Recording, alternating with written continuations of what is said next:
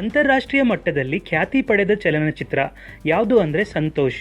ಈ ಚಲನಚಿತ್ರವನ್ನು ಯುಕೆಯಿಂದ ಆಸ್ಕರಿಗೆ ನಾಮಿನೇಟ್ ಕೂಡ ಮಾಡಿದರು. ಆದರೆ ಈ ಚಲನಚಿತ್ರವನ್ನು ಭಾರತದಲ್ಲಿ ಬಿಡುಗಡೆ ಮಾಡೋದಕ್ಕೆ ಕೇಂದ್ರ ಚಲನಚಿತ್ರ ಪ್ರಮಾಣೀಕರಣ ಮಂಡಳಿ ಅಂದರೆ CBFC ಅವರು ಇದನ್ನು ತಿರಸ್ಕರಿಸಿದ್ದಾರೆ.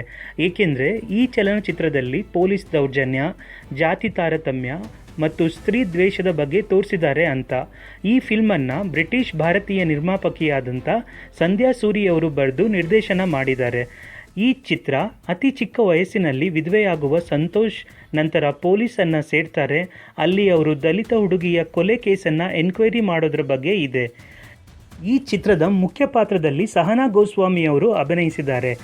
ಇವರು ಏಷ್ಯನ್ ಫಿಲ್ಮ್ ಅವಾರ್ಡ್ನಲ್ಲಿ ಉತ್ತಮ ನಟಿ ಪ್ರಶಸ್ತಿಯನ್ನು ಕೂಡ ಪಡೆದಿದ್ದಾರೆ.